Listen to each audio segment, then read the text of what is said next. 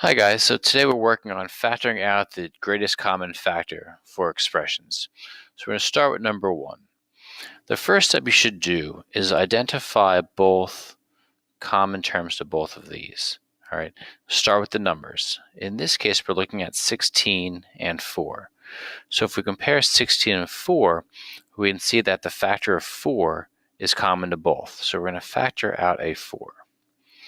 Once you're done with the numbers, you're going to look at the variable and the exponents. So in this case, we have p to the fourth, and this side we have p to the third.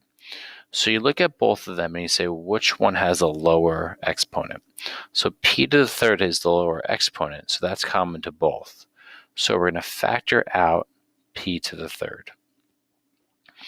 Once we adjust the p to the third and factor it out, we need to figure out what's left inside. So for the first term, we had 16. We took out a 4, so 16 divided by 4 is 4. As far as the p's, we had 4 p's. We factored out 3 p's, so we're left with just 1 p. For the second term, we had a 4. We factored out a 4, so 4 divided by 4 is just 1. As it goes for the p's, we had 3 p's here. We took 3 p's out. So if you had 3 and you took 3 out, you're left with no p's, so there is no p, and that's the end of the parentheses. Moving on to number 2. For number 2, there's only numbers 9 and 36. So we look at 9 and 36 and realize that there's a 9 in both of those. So we can factor out a 9.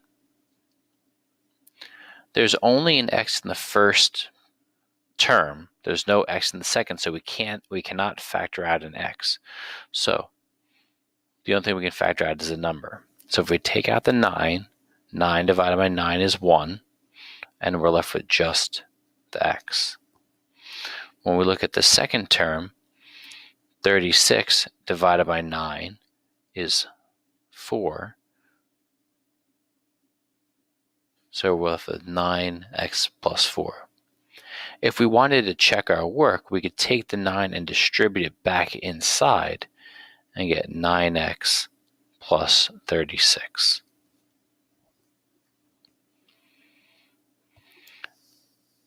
Let's jump down to number 7, a little tougher question. So in this case, we have 3 expressions. All right, so what we're going to do is we're going to stick with the same pattern. We're going to look at the numbers first and then the variables. So if we look at 14, 21, and 21, we need to find the common term for all of them, common factor for all of them, which would be 7. So we can factor out a 7 from everything. Then we look at the variables. We have an a squared, and an a to the third. When we're factoring out a's, we're going to look at the a that has the least degree. So the degree here is 1, the degree here is 2, the degree here is 3. So we can factor out 1a out of each one. So we're going to leave 7a on the outside. Once we factor out the 7a, we're now going to figure out how the terms are adjusted. So 14 here is here. We took out a 7, so 14 divided by 7 is 2. We had an a. We took an a out, so that means there's no a's left, so it's just a 2. For the second term, it's 21. 21 divided by 7 is 3. We had a squared.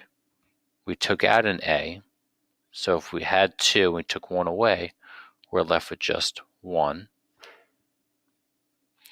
For the third term, we started with 21 a to the third. So 21 divided by the 7 is 3.